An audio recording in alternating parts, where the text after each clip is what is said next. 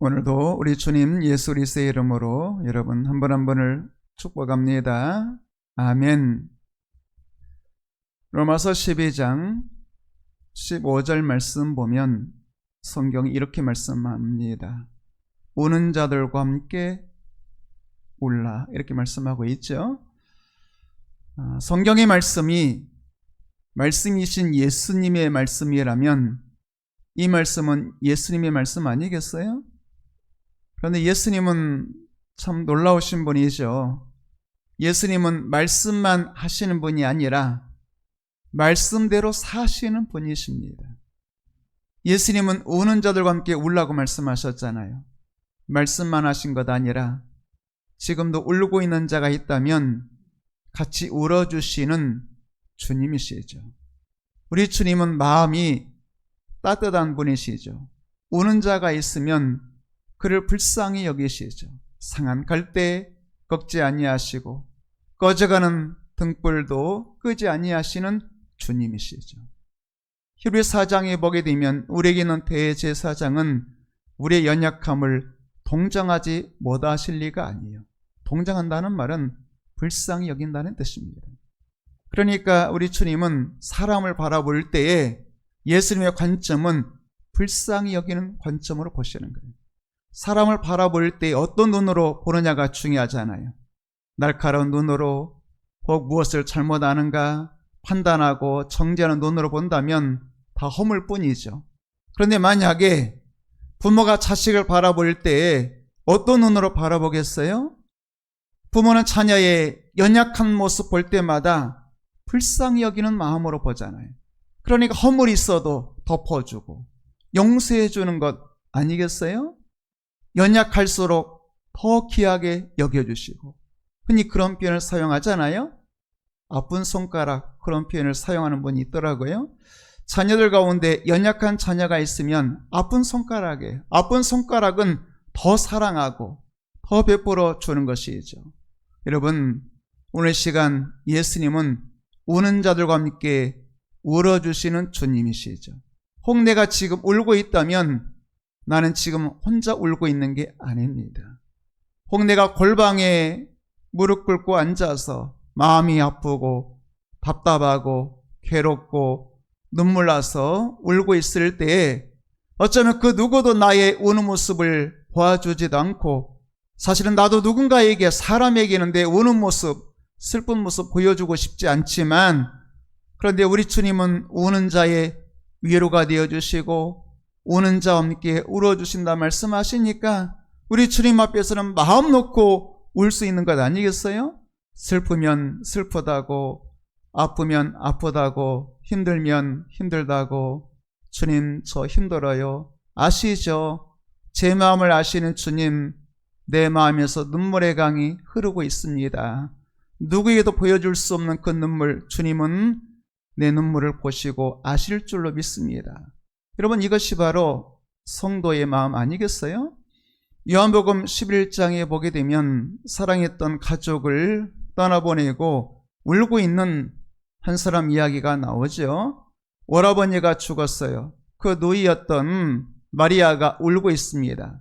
물론 마르다도 있었겠습니다만 성경의 요한복음 11장 33절 말씀 보게 되면 이런 편이 나와요. 예수께서 그가 우는 것을 보시고, 성경 보면 성경에서 가장 아름다운 단어 중에 하나가 바로 보시고인 것 같아요. 저는 성경 읽을 때마다 예수님께서 보시고라고 하는 이 보시고란 단어를 보면 마음에 감동이 됩니다. 예를 들면 요한복음 5장에 보게 되면 38배에 누워있었던 한 사람 이야기가 나오죠. 옛날 개혁판에 38년 동안 누워있었던 병자, 38배 동안 누워있는 사람을 요한복음 5장 말씀 보면 이렇게 표현하고 있어요. 예수께서 그 누운 것을 보시고 병이 벌써 오랜 줄 아시고 이르시되 내가 낫고자 하느냐, 일어나 내 자리를 들고 걸어가라. 보시고, 누워있는 것을 보시고, 예수님은 이 사람을 찾아오셨잖아요. 직접 찾아오셔서 38배 동안 누워있는 사람이니까 자기 발로 예수님 찾아온 게 아니에요. 예수님 찾아와서 예수님 도와주세요, 살려주세요, 이렇게 해주세요 기도한 게 아니에요. 그저 걸을 수도 없는 한 누워있는 사람이 홀로 울고 있죠. 신음하고 있죠. 그 사람을 주님이 찾아가시고 그리고 보시는 거예요. 예수께서 그 누운 것을 보시고라는 말씀 다음에는 뭐가 나오겠어요? 아시고가 나와요. 아시고 그의 병이 벌써 오래된 줄 아시고 그리고 이제 말씀하시죠. 내가 낫고자 하느냐 일어나 내 자리를 들고 걸어가라. 오늘도 보니까 예수님께서 마리아가 우는 것을 보시고 이렇게 말씀하고 있어요.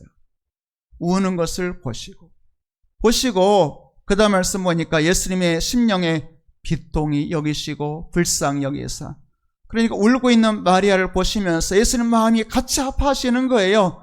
울고 있는 마리아를 보면서 마음이 아프고 비통하고 불쌍히 여기고 같이 아파하시는 예수님이신 것을 보여주시죠.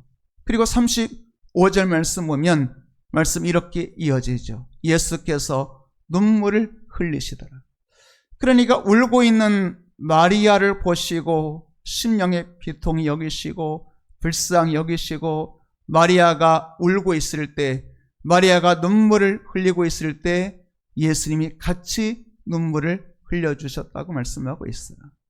그 다음에 36절 말씀 보게 되면 그러니까 나사렛 무덤가에 있었던 많은 사람들이 예수님께서 눈물 흘리신 것을 보고 이렇게 말하죠. 보라 그를 얼마나 사랑하셨던가.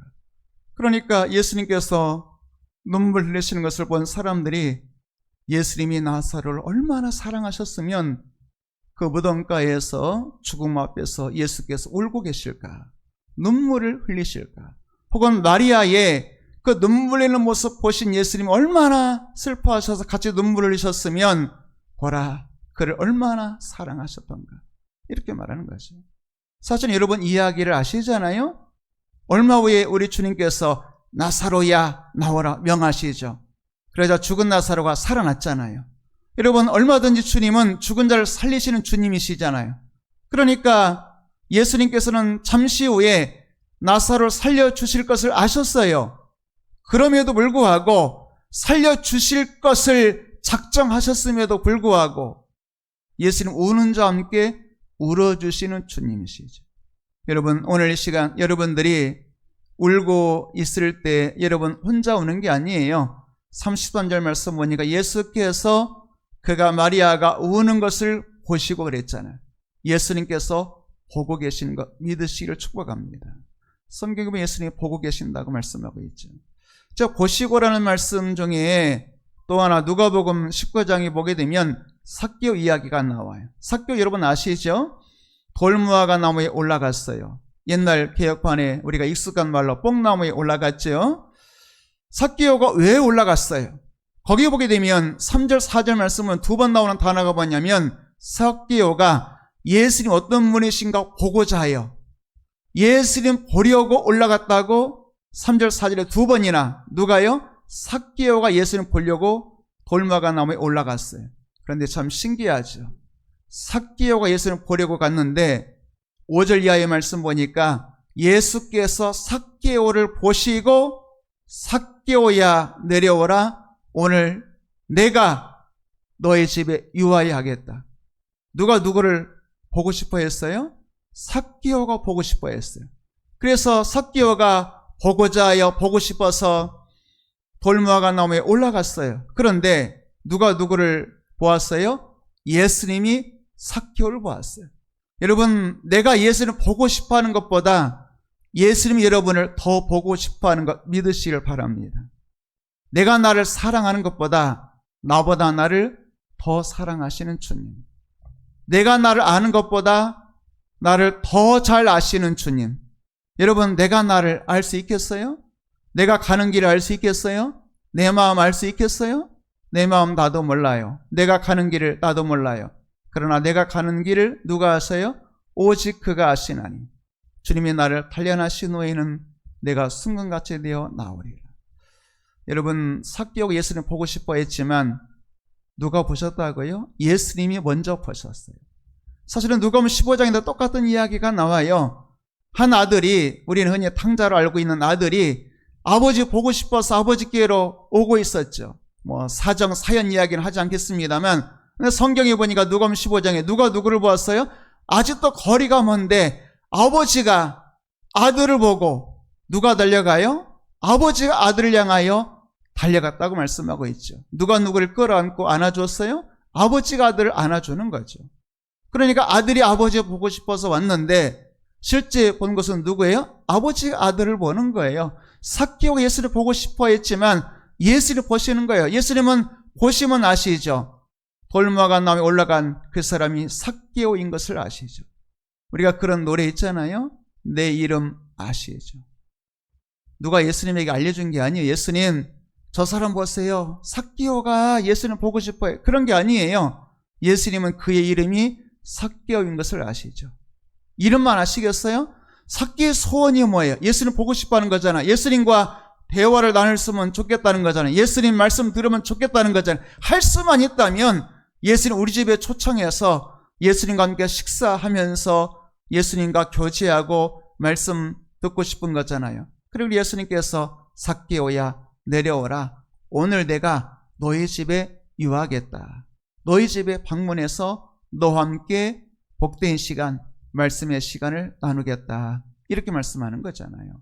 여러분, 오늘도 삭개오의 마음을 아셨던, 그의 이름을 아시고 마음을 아시고 소원을 아시고 아시기만 한 것 아니라 소원을 들어주시잖아요. 그의 집에 방문하시고 삭개오를 구원하시잖아요.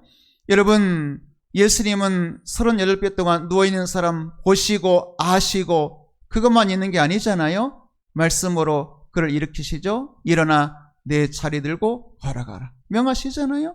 여러분, 오늘도 마찬가지 아니겠어요? 마리아가 울고 있죠. 왜 아니겠어요? 사랑했던 사람을 떠나보냈는데 왜 눈물 안 나겠어요? 왜 울지 않겠어요? 그런데 울고 있는 그 사람 곁에서 같이 말없이 울어주시는 주님, 눈물을 흘리는 마리아와 함께 눈물 흘려주시는 주님, 물론 잠시 후에 그의 근본적인 슬픔이 뭔지 나사로 오라버니를 일으키실 것이지만, 그러나 그럼에도 불구하고 그 짧은 순간에 예수님 우는 자와 함께 울어주시는 주님이시라고 말씀하고 있는 것입니다. 오늘 말씀 보게 되면 한 울고 있는 또 다른 한 여자 이야기가 나오잖아요. 10절과 15절 말씀 보게 되면 한나 이야기입니다. 한나가 마음이 괴로워서 여호와께 기도하는데 얼마나 마음이 괴로운지 그냥 기도할 수 없는 거예요. 마음이 괴로워서 여호와께 기도하고 통곡했다고 말씀하고 있어요. 그렇게 설교한 기억이 납니다. 한나는 마음이 괴로울 때 무엇을 했을까? 여러분들은 마음이 괴로울 때 누구를 찾아가시나요? 마음이 괴로울 때 누구를 통해서, 무엇을 통해서 위로받으시나요? 한나는 사람 찾아가지 않고 혹은 세상에 위로가 있다고 생각하지 않았어요. 한나는 마음이 괴로울 때 누구를 찾아갔어요? 마음이 괴로울 때 내가 누구에게 위로받을 수 있다고 생각했어요? 여호와 하나님이다, 그 말이죠.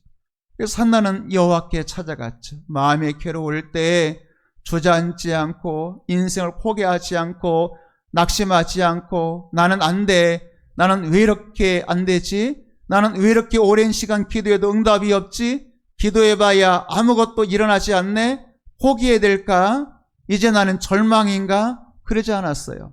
오늘 또 마음이 아프지만 또 여호와께 찾아 나가죠. 그리고 기도하죠. 그리고 여호와 앞에 솔직하게 통곡이라는 단어가 나오잖아요. 통곡이라는 말은 간단한 이야기가 아니죠. 얼마나 울면서 슬퍼하면서 괴로워하면서 온몸을 쏟아내었는지 통곡했다고 말씀하고 있어요. 여러분, 정말 울고 싶은 문제가 있긴 있잖아요. 여러분들도 답답한 문제가 있긴 있잖아요. 그런데 한나처럼 여호와 앞에 기도하면서 통곡하는 사람 얼마나 될까요? 문제가 있지만 문제가 있음에도 불구하고 여호와께 나오지보다는 성도가 얼마나 많이 있겠어요. 뭔가 답답하고 풀리지 않는 마음의 괴로움이 있지만 여호와 앞에 엎드려서 통곡하는 성도 얼마나 되겠어요. 여러분, 오늘 시간 여러분들이 오늘 이 밤 그리고 다음 주 자녀를 위해서 기도하는 밤에 여호와 앞에 엎드려 우는 밤이 되기를 축복하겠습니다. 마음에 답답한 게 있으면, 괴로운 게 있으면 요 앞에 엎드려서 울 수 있어야 되잖아요. 여러분, 그런데 마음에 답답함은 있지만, 괴로움이 있지만, 요 앞에 나오지 못하는 성도 얼마나 많이 있어요. 울지 못하는 성도 얼마나 많이 있어요. 여러분, 한나처럼 괴로우면 하나님 앞에 나와서 괴롭다고 울면서 통곡하면서 눈물로 기도하는 여러분 되기를 축복합니다. 15절 말씀 보게 되면 한나가 자기 상태를 이렇게도 표현해요. 나는 마음이 슬픈 여자입니다. 마음이 슬픈 여자입니다. 한나는 솔직하게, 물론 제사장에게 한 말이긴 합니다만 어쨌든 제사장도 여호와의 종이니까 하나님 앞에서든 혹은 제사장 앞에서든 나는 마음이 슬픈 여자라고 솔직하게 이야기해요. 그러면서 나는 여호와 앞에 내 심정을 통하고, 심정을 통했다는 말을 지난 시간 설교할 때 그런 표현을 사용했어요. 마음을 쏟아놓았다라고 표현했어요. 그러니까 한나는 마음이 슬픈 여자였어요. 여호와 앞에 내 심정을 다 내 창자까지 긁어서 쏟아내듯이 자기 온 마음을 쏟아내었어요. 통곡하면서 쏟아내었습니다. 혹은 다른 말로 말하면 토해냈다라고도 이야기할 수 있을 것 같아요. 속이 안 좋은 게 있을 수 있잖아요. 속이 안 좋고 소화가 안 되고 괴로운 것이 있으면 어떻게 되겠어요? 토하여내야죠. 여러분 속에 안 좋고 괴롭고 슬프게 하는 것, 괴로운 것이 있으면 토해내야죠. 어디에서 누구에게 토해내야 되겠어요? 하나님 앞에 토해내야죠. 그것이 아무리 힘든 것도 혹은 아무리 더러운 것도 하나님 앞에 토해놓으면, 사람은 우리를 멸시하고 손가락질할지 몰라도 하나님 앞에 토해놓은 것은 하나님께서 오히려 귀하게 여겨주시고 사랑해 주시고 불쌍히 여겨주시는 것 믿으시기를 주의 이름으로 축복합니다. 이렇게 기도하니까 하나님께서 기도하는 한나에게 응답해 주시죠. 여러분, 기도의 응답은 언제나 말씀을 통해서 온다는 것 말씀드렸잖아요. 17, 18절 말씀 보게 되면 한나 기도할 때 하나님이 응답해 주시죠. 무엇을 통해서? 누구를 통해서? 엘리라고 하는 제사장을 통해서, 다시 말하면 말씀의 종을 통해서 하나님께서 말씀을 응답해 주시죠. 물론 엘리가 그렇게 영적이지 못했다는 것 이미 말씀드렸어요. 그럼에도 불구하고 하나님께서 세우신 제사장의 그 입술의 말은 하나님이 책임져 주시는 겁니다. 어쨌든 엘리가 한나에게 이렇게 말하죠. 평안히 가라. 하나님이 내가 기도하여 구한 것을 허락하시기를, 응답하시기를 원하노라. 축복하는 거죠. 그런 말씀 드렸잖아요. 지난해에도 한나가 올라와서 기도했고, 재작년에도 올라와서 기도했고, 1년에 몇 차례씩 올라왔으니까 지난 봄에도 지난 가을에도 왔지만 아무 일도 안 일어났어. 여러 해, 매년이란 단어가 여러 번 나온다 말씀드렸잖아요. 매년 올라와서 기도했지만 응답이 없었어. 그러나 여러분, 매년 여러 해 기도해도 응답이 없다고 영원히 없겠어요? 하나님의 때가 있는 것입니다. 하나님의 때가 되면 하나님의 말씀이 갑자기 천둥같이 임하는 거예요. 놀라운 일이죠. 세상에 엘리같이 영적이지 못한, 기도하는 한나 보고 술 취한 여자라고 말하는 그런 제사장이라 할지라도 하나님께서 그 입술의 말을 책임져 주시는 거죠. 여러분, 기도할 때 성령께서 여러분의 심령의 말씀으로 찾아오시는 역사 있게 되기를 축복합니다. 혹은 오늘도 하나님께서 세운 말씀의 종을 통해서 말씀하겠죠. 사람의 말이 아니라 하나님의 말씀으로 여러분들이 듣는다면 믿는 자 가운데서 역사가, 기적이 일어날 줄로 믿습니다. 놀라운 이야기예요. 엘리가 평안히 가라. 여호와께서 너의 기도한 것, 네가 구한 것 여호와께서 허락하시기를, 응답해 주시기를 원한다. 그러니까 그렇게 통곡하고, 여러분 한나가 통곡했다 그랬잖아요. 마음이 괴로워서 주체할 수 없어도 통곡하고, 나는 마음이 슬픈 여자라고 말했던 한나가 갑자기 세상의 안면이 싹 바뀌는 것 같이 18절 말씀 보니까 이런 변의 역사가 일어나게 되는 것이죠. 당신의 여종이 당신께 은혜 있기를 원하나이다. 그리고 가서 음식 먹고 밥을 먹고 얼굴에 다시는 근심 밑이 없더라.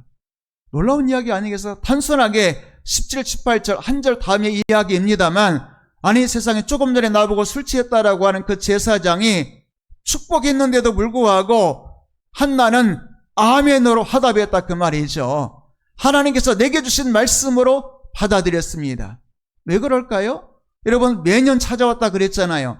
작년에 제사장이 아무 관심 없었어요.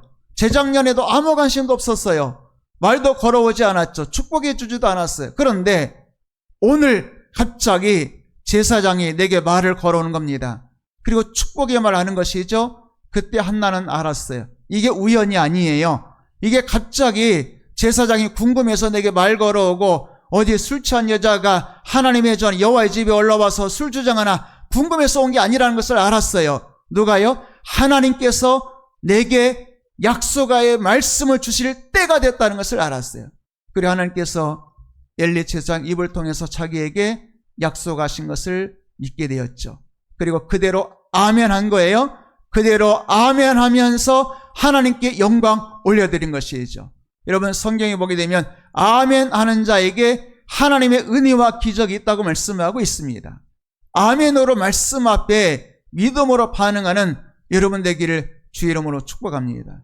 그러자 갑작스럽게 말씀들이 갑작스럽게 확 바뀌는 것을 보게 돼. 그러니까 매년 올라와서 통곡하고, 매년 나는 슬픈 여자, 매년 나는 괴로운 여자, 매년 나는 원통한 여자, 그랬어요. 그런데 어느 날 갑자기 제사장이 하나님 말씀으로 축복하고, 그 말씀 앞에 한나의 심령이 변화되고 얼굴이 변화되고 근심이 떠나가고, 될까? 몇 년 동안 기도도 안 됐는데 뭐 될까? 주의 종이 축복했지만 그 말을 내가 믿어도 될까? 이런 게 아니에요. 아멘으로 화답하고 집에 가서 먹고 얼굴에 다시는 근심 밑이 없는 믿음 아멘의 삶을 살게 되는 것이죠. 그러자 19절 말씀 볼까요? 하나님께서 제사장 일리에게 말씀을 주셨다 그랬잖아요. 그래, 그 말을 책임져 주십니다. 자, 그 말을 듣고 이제 한나가 여호와 앞에 경배하고 집으로 돌아갔죠. 자기 집에 이르렀죠. 그랬더니 여호와께서 한나를 생각하셨다, 이렇게 말씀하고 있어요. 여러분, 하나님이 한나를 잊으셨겠어요? 하나님 우리를 잊지 아니하시잖아. 여기서 생각하셨다는 말은 하나님께서 말씀을 책임지시기로 작정하셨다는 거죠. 여러분, 오늘 이 밤에 하나님께서 여러분 생각해주는 마음이 되기를 축복합니다. 부모가 자녀를 생각하면 안타깝잖아요. 그러면 가서 도와주기도 하고, 배고픈 자녀가 있으면 생각나면 또 밥을 차려줄 수도 있는 것이고, 그런 것 아니겠어요? 여러분, 그런 것처럼 하나님께서 한나를 생각하셨어요. 20절 말씀 볼까요? 하나님께서 한나를, 여호와께서 그를 생각하시니까 곧바로 20절 말씀 보니까 한나가 임신했죠. 아들을 낳았죠. 사무엘이라고 이름을 지었죠. 그리고 이렇게 신앙 고백했습니다. 이는 내가 여호와께 그를 구하였다. 이 말은 뭐겠어요? 내가 하나님께 기도했더니, 구하였다, 기도했더니 하나님이 응답해 주셨다는 겁니다. 그러니까 여러분, 매년 혹은 여러 해 안 되는 문제, 여러 해 기도해도 응답이 없었다 할지라도 오늘 이 밤에 하나님이 역사하시면, 지금 하나님이 생각해 주시면 하나님의 기적이 나타날 줄로 믿으시기를 바랍니다. 그러니까 예수님은 우리에게 친히 말씀하셨잖아요. 항상 기도하고 낙심하지 말아라. 누가복음 18장에서 말씀하셨잖아요. 항상 기도하고 낙심하지 마라. 응답이 없다고 포기하지 말아라. 때가 되면 거두게 될 것이다. 말씀하신 것 아니겠어요?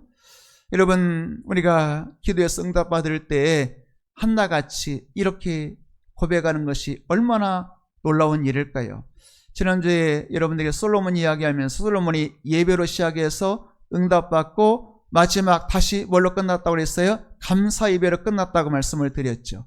그런데 한나도 기도했죠? 응답받았죠? 그때 뭐라고 고백했어요? 내가 여호와께 그를 구하였다. 그 말은 뭐예요? 이 사무엘은 여호와의 응답이다. 하나님 앞에 모든 영광 올려드리고 감사 고백하는 한나의 모습을 보게 되는 것이죠. 여러분, 하나님께서 응답해 주실 때 감사로 제사 드려 하나님을 영화롭게 하는 여러분 되기를 주의 이름으로 축복합니다. 그러니까 중요한 것은 뭐냐면 지금 이 순간에도 하나님의 역사는 일어납니다. 아멘. 여러분들이 여러 해의 변화가 안 일어나고 여러 해 기도했지만 응답이 없었다라고 해서 하나님이 잊으신 게 아니에요. 오늘 이 밤은 여호와께서 여러분을 생각해 주신다면, 오늘 이 밤에 여호와께서 여러분들을 생각해 주신다면, 오늘 이 밤에 여러분의 가정의 문제가 해결되고 여러분의 삶의 응답이 이루어지고 기적이 나타나는 역사 있게 될 줄로 믿으시기를 축복합니다.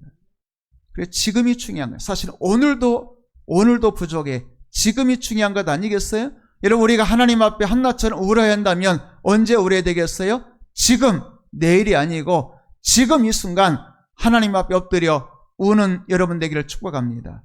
오늘 이 밤이 여러분이 하나님 앞에 우는 밤이 되기를 축복합니다. 누가복음 6장 21절 말씀 보게 되면 예수님께서 이렇게 말씀하셨죠. 지금 우는 자 반드시 배가 부를 것이다. 지금 우는 자 반드시 웃게 될 것이다. 지금 굶주려서 고통당하는 자 있느냐? 반드시 배부를 것이다. 지금 우는 자가 있느냐? 웃으면서 감사 찬송하게 될 것이다. 언제라고요? 지금. 21절에 지금이란 말이 2번 나오죠. 지금 줄인 자, 지금 우는 자. 오늘도 아니에요. 오늘도 아니고 바로 지금 아니겠어요? 여러분, 지금 여러분이 주님 앞에 엎드려 울면서 기도하는 밤 되기를 축복합니다. 그러면 지금 울면 하나님께서 오늘 이 밤에 웃게 해주시는 역사 있게 될 줄로 믿습니다.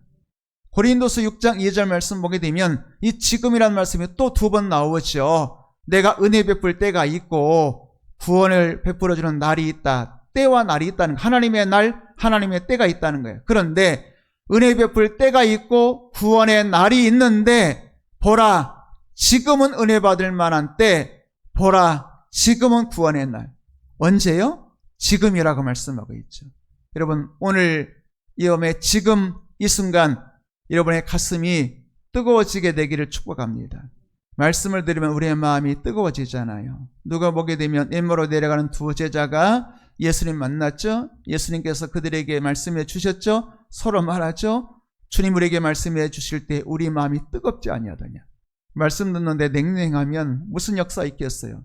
2 제자가 마음이 뜨거워져. 말씀 듣는 순간 마음이 뜨거워지자 그들은 엠마로 내려가던 길에서 돌이켜 예루살렘으로 주께서 있으라는 그곳으로 달려가는 그 2 제자의 모습을 보게 되는 것이죠.